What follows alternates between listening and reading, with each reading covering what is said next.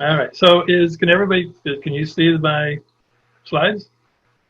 Okay, cool. I've checked these things out. So I was told when I put the slides together that this is the aromatherapy background. So I figured since given the situation we're in and given that you have to listen to an economist, this would be the proper background. Um, and when we started out, I wasn't sure how Orrin and I would match up. And it turns out there's numerous overlaps between what Orrin had to say and the story that I'm going to tell. So the economic story is I'm going to start out as sort of a large, sort of the big picture first, as I would call it. And so my goal is to get you to think about the role of education. And I'm really going to look at bigger picture issues, usually national data. But most of everything that I'm going to talk about, everything in the research we know has boiled down to the individual. And so everything that I'm going to talk about, if I talk about economic growth and stuff, it really boils down to the individual. Now, I can't guarantee that if everybody gets the same degree, everybody's going to be equally successful. But there's certain generic aspects about what we see in the data that makes that true, makes that more likely to happen. And I think the fact that you all are participating in this, my guess is that you're not high school dropouts. My guess is that you're pretty educated, and I think that when Orrin talked about the entrepreneurial culture or the entrepreneurial spirit, I think that the more educated you become, the more links you can see between different possibilities, and that's partly what I want to talk about. And the fact that the more educated you are, the more job protection you generally tend to have. Unless maybe you're an entrepreneur should be used to taking risks and losing money and starting up again. So here's the big picture. So I want to think about the link between education and economics. I want to think about how to measure education. And that's going to, let me just dispel with that right now. So a lot of what you'll see in the charts, and I'm just going to give you a chart show and tell you a story. I have to use years of education because it's the data that everybody has. But you all know when you were sitting there and graduating, either in high school or college, when they named someone's name and you thought, my God, that's the stupidest person I've ever met. How did they get a degree? So the problem is that many people get a high school degree and many people get a college degree, but they don't have the same cognitive skill set. And that's the buzzword for, I can take a math class, you can take a math class, and you may get a whole lot more out of it than I do, even though I will have taken the class. So then when I think about that, then I want to look at the evidence. I want to try and convince you that education and economics are related and how your educational background is going to be, to some extent, a fairly good predictor of your success. And that's my story. And I think in times like this, when Orrin said, there's the need product as opposed to the want product. I can't remember exactly how he put it. And I think that's going to be true in terms of who gets to maintain their employment and who loses their jobs. So that's going to be, I'm turning on my timer. That's going to be what I'm going to do. All right, so let's just dig into it. So the basic idea that we talk about at the macro level, sort of the national level, is something called economic growth. And that's just, if you think about a horse race, all the horses start out in the gate at the same time and they take off, and some horses end up first and some horses end up last. And that's the way we think about why nations have succeeded, why other ones haven't. So, Ireland's a successful country, obviously the United States. But, in 1850, 1900, everybody thought Argentina was going to be one of the big economic powerhouses in the world. It had natural resources. It had almost unlimited natural resources. But obviously they haven't. Within the past 10 years, magazines were running, The Economist was running a number of stories about the BRIC countries, Brazil, Russia, India, and China. They were going to overtake the world as the economic powerhouses, and that hasn't occurred. So when we think about it, so how do I explain why one country is successful and some countries aren't? Well, we look at three basic components of that: capital, labor, technology. And technology, if I say technology, you all think Zoom. And I don't want you to think Zoom. I want you to think about the knowledge that it took to create Zoom. And that's going to be an important aspect of this story as we move a little farther. So every country, you got to have machinery. You got to have people who run the machinery, and you have to have the knowledge of how to work the machinery. So, I think it's fairly amazing. Kate would tell you that I'm sort of a Luddite. The fact that I can actually figure out how to Zoom, and I figured it out fairly quickly. That's partly because it's relatively easy to use, but it's also because I have a certain skill base, knowledge base that made it easier for me to adapt. My guess is that somebody's 90-year-old grandmother may not be able to figure out how to Zoom, even as easy as it is. So if I take those three things as basics, and then there's a lot of social institutions, cultural differences that explain everything else. But what we see in the analysis is that technology seems to be the key ingredient of why the most successful countries are the most successful. Holding everything else constant, it's like, well, why is it that these countries have been successful? And generally it has to do with technology. It has to do with how to use technology. And so I want to more generally think about knowledge. So what's the role of education? So education in econ parlance is it builds human capital. And human capital is your skill set. And your skill set is that if you take accounting, if you specialize in accounting and that's all you know, not to pick on any accountants out there, but if that's all you know, you're much more like you're pigeonholed in a certain area. Now, obviously, not all accountants are, but if you think about taking a specific line of study, then you're probably going to be less likely, less flexible when it comes to job changes. So, in a general sense, it builds your ability to look at alternative areas. An example is someone who is an English major who runs a major company, or people who have engineering degrees who get MBAs who run major corporations. So engineering teaches you how to solve problems. The MBA gives you the business discussion, the business lingo, and you become a problem solver. And that's what CEOs do. They solve problems.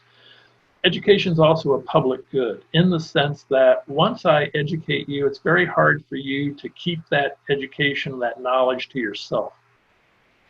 And the best example of a public good is, I don't know who invented the 3D printer. Someone did.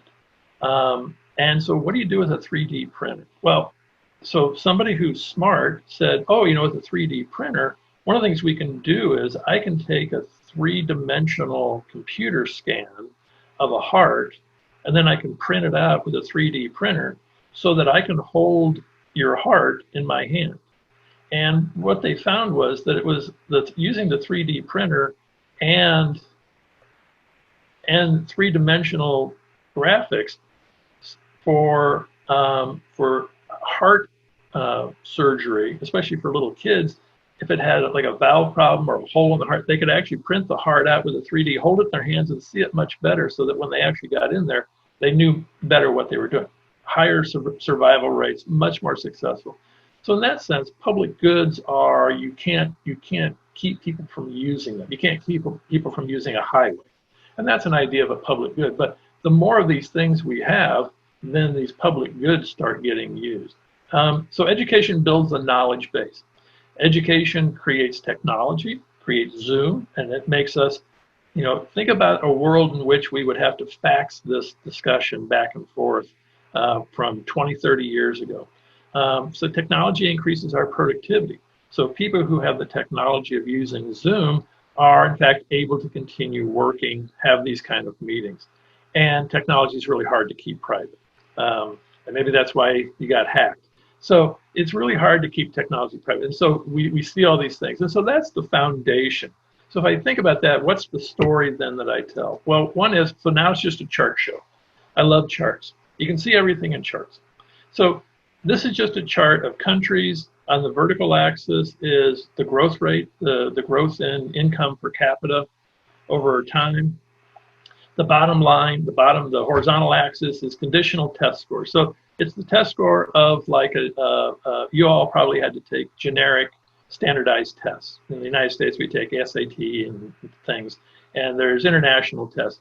Well, the story is that if I look at that line, it's positive. So the higher is your test score, I see that the countries with the higher average test score tend to do better in terms of economic growth.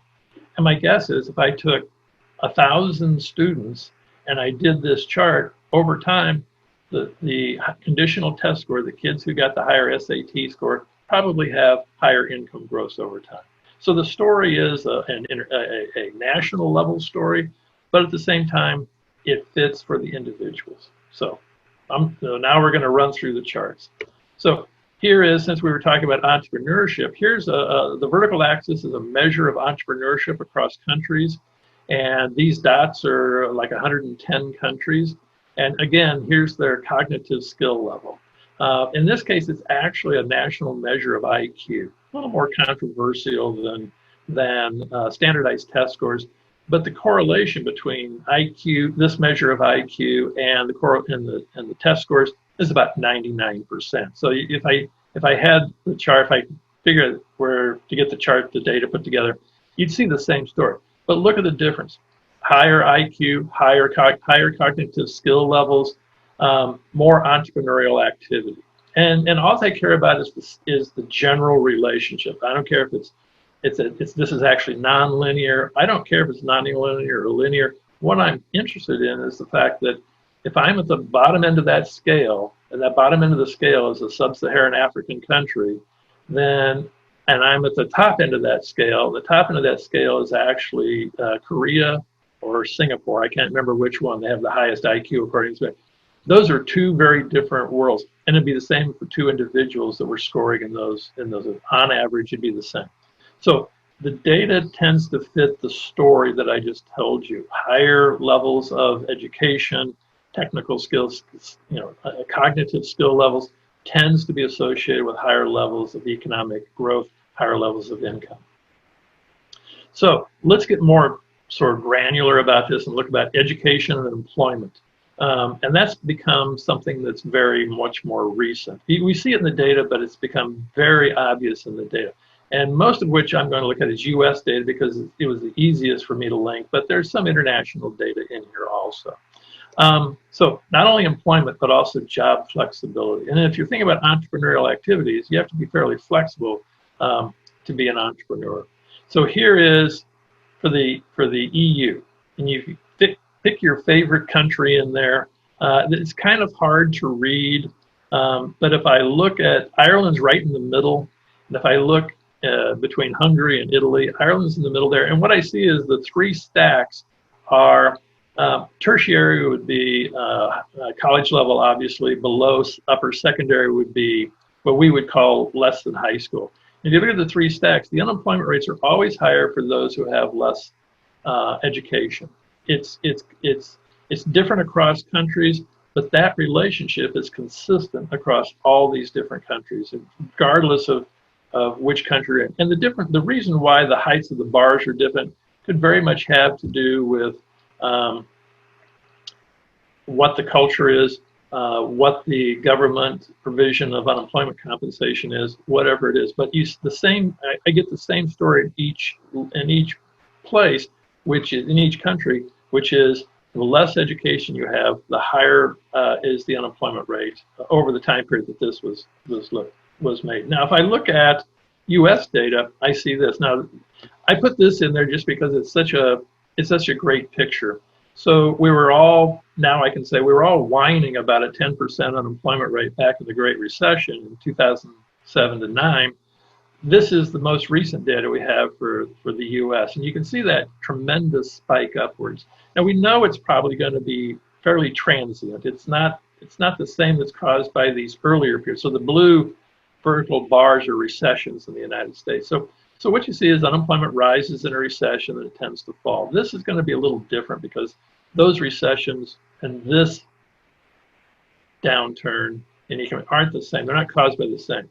So tremendous increase in unemployment, which we think will probably be more transitory than in the past. Here's the mirror image. That's employment. So if unemployment goes up, employment has to go down. So it just fell off it just dropped off the cliff. I just like those two pictures, so I put them in there. Um, so here's the one that I think is most important. So this takes the previous picture and drills down a little bit into unemployment in April by your educational level. So you can see that the peak is if you have less than a high school diploma, it's 21%. And then if I just go down to the bottom, if you have a bachelor's degree or more, it's only 8.4%. That's still high, but it's 2.5 times lower than if you have a bachelor's degree. So one of the reasons is, we've known this forever. This is why we always tell people you have to go to college. Now, obviously, not everybody has to go to college, but on average, the more educated you are, college degree, it gives you that knowledge base and that flexibility that makes it easier for somebody like that, for individuals who have a bachelor's degree, to weather the recession. All right, now so if I look at different areas of employment, then this is what I see. Number of workers. So if I look at, so the blue dot up there in the corner is professional and related.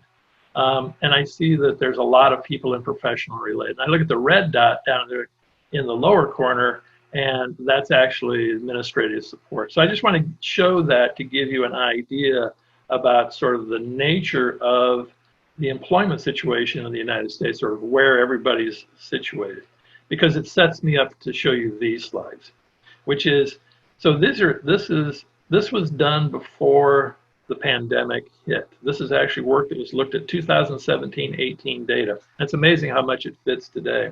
So the story from this is that, notice, just compare the top bar and the bottom bar. Bachelor's degree or higher, 60% of the workers get 4 weeks or more advanced notification of their work schedules. Mostly because if you have a bachelor's degree or higher, you probably tend to work in a business where you work 8 to 5 days a week.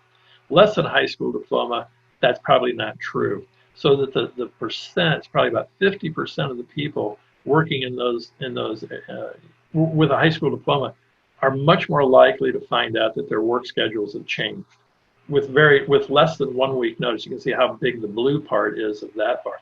So the story is the same. The more education you are, the more stable is your employment.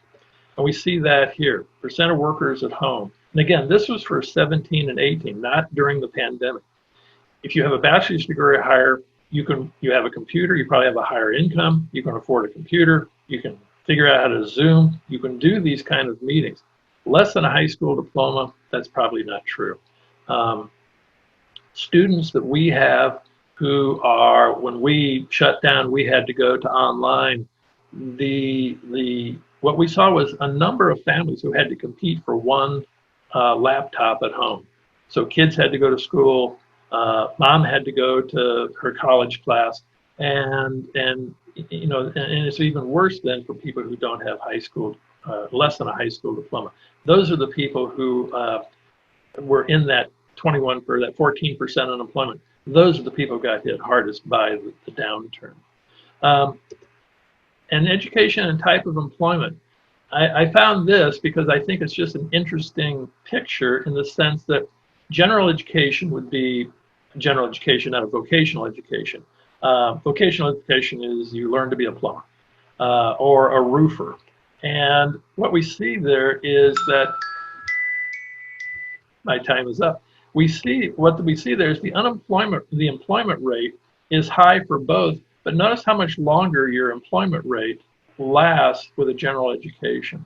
So I can be the best roofer there is, but if you drive around, you don't see 60-year-old roofers on top of someone's roof nailing shingles.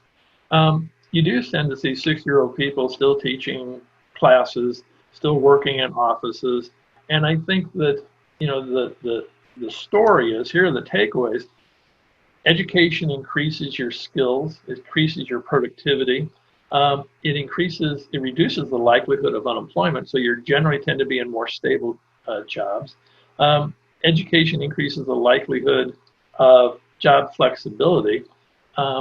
If you're a manual laborer, there's probably not many jobs that you can float into. If you have, an educational background with good written oral communication skills, you are probably much more flexible in terms of where you can, if you lose your job, that you can gain employment somewhere else. And more education lengthens your employment life. Um, and you know, and by the end of this, you may say, well, this is just kind of like, well, duh. But it's actually, I think, until you see it, until you think about it, and again, now you all are educated, but if you think about it, this is the things that people have to realize of why education is so important. It's not just because I'm in the business, but you know, this is what the research tells us. So that, especially now, who's going, you know, who's keeping their jobs? It's the people who are able to work from home. It's the people who are able to be flexible to pivot into other employments when their skills aren't needed in their current job. And I think that's the story that I want to end with. And that's my story. There you go. We'll do our silent claps again. I'll clap for myself. There you go. Great. Fabulous. Thank you. Does anybody want to ask a question? Oh, there's sources. Wait, I'm just saying, get out of here. Okay. Sure. Oh, it's just like class. Silent. I'll ask. Oh, go ahead. I have a question. Can you hear me? Yes. Yeah. Do you think that applies for education, like standard education, like university and general classes, or also education in this particular field? Like you were taking diploma example, but if you are, there is really good, I don't know, I guess there is like really good plumber, a school, a way to be like really specialized in what you do and be like in a position where we need you to keep going the job. Like if you the chief of a project or something, we would need to have those qualifications. Do you think it applies to that as well? Yeah, no, we're always going to need people that have vocational skills, and to some extent, in the United States, we've probably gone too far the other direction, where we've told everybody that you have to have a college education to succeed, which is just not true. You all know people that you were in college with who hated being there, and you know, in some sense, it was partly wasted on them because they were going to school because their parents wanted them to. And you know, when they get out, maybe they're going to do something completely different, do what they really want to do, or they'll be in some job that they really don't like. A lot of people don't like the jobs they're in, but you know, you got to pay rent. So I think that if you're so specialized that if your specialization disappears, then you can make a lot of. So right now, everybody is in the United States is pushing people to become coders. The big thing is become a coder. And the advertising is, oh, you can make all this money coming out of college. Oh, you don't even have to go to college. You become a coder. Well, my guess is that once coding isn't as important as it is now, and once we have a lot of coders, then those salaries start declining. Or, you know, we advertise there's a shortage of truckers, over the road long haul truckers in the United States. And they advertise that you can make $60,000 being a long haul trucker, which isn't a bad income. But the problem is you probably won't make much more than $60,000 for the rest of your professional life. So my bias is that I always tell people you should probably go to college, and your first year or two, you shouldn't know what your major is. You should just find out what you're good at, what you like, and do that. But most parents probably tell their kids, well, if you're going to go to school, you have to get an education and something that's going to make you an income. And so a lot of kids get sent to business schools. When they get to the business school, a lot of kids get sent into accounting programs. Not to pick on accounting, but it's a skill set that, you know, when you think about, so I'm old enough, obviously, that I can remember there was a life before QuickBooks. And all of a sudden, you know, if you can do all your taxes online, you don't need, and a lot of accountants do taxes, you don't need those accountants as much as you used to. So in that sense, you know, a more generalized education is oftentimes a good education because you have that kind of flexibility. And it's really not specifics that you learn. It's really how you use your brain. And we stress it at the business school, and I can't stress it enough here, oral and written communication. I mean, if you can learn to write and if you can write something that is I always say, you got to tell a story. And if you can get people from point A to point B and they understand exactly what you did, that's a fantastic skill. I mean, look at people who write opinion pieces. So most opinion pieces, if you write something into the Dublin, whatever it is, what's the major paper? Anybody? Irish Time? I know. Sure. Whatever the major paper is in Dublin, if you write an opinion piece, it's got to be 600 words, and that's about it. Try and write 600 words about a topic. You're passionate about some topic. Try and write 600 words. It's actually pretty difficult. So the ability to be able to write, to be able to do presentations, Oren's presentation, to be able to, and I think he would agree, to be able to go in and make the pitch and do your 25, do your elevator speech is really, really important. And, some people have it and some people don't, but you have to practice those things. And you have to put yourself in educational situations where that's part of the practice. Yeah. Absolutely. I'm a general education guy, so but you need physicists, you need chemists, you need those people that specialized degree. No, we would. I'd say that's actually the way. Because I'm from France, and the way until high school, people are complaining about this exact topic because it's too generalized. People want to be more specialized at the moment. Well, they actually tried to do this, and now they're kind of moving backward because it don't really work because people don't really know what they want to do at this stage. But there were big debates in high school to know if it was the right choice to have like all of those different topics and have everything for everybody rather than let people make their own choices. And I think I got the chance to have the program where everything was on it, and only the last year we can just add it. So you can't remove things. If you want to know more, you can add stuff to your thing. So you still have the same common program. But but I think that's the really important part, in the sense that you have to, especially at an educational level less than high school, you have to make sure that people coming out of high school have a certain set of skills. They can read, they can write, they can do basic mathematics. I think those are really important. But I think in high school is when you want people to, you want people to get those classes. So those are your core classes. But when it comes to adding those, I think, I don't know if 17, 18-year-olds should pick their own curriculum. But if you want to take dance classes, take dance classes. If you want to take coding classes, take coding. But why not take it all if you can? Take coding, take dance, take theater, take sciences. Do everything. And because that's the only way you're going to know if you really like something and if you really have a passion for it. And you might be really good at it. Your parents may have said, oh, we want you to go to business school. But if you're really good at chemistry, maybe you should be a chemist.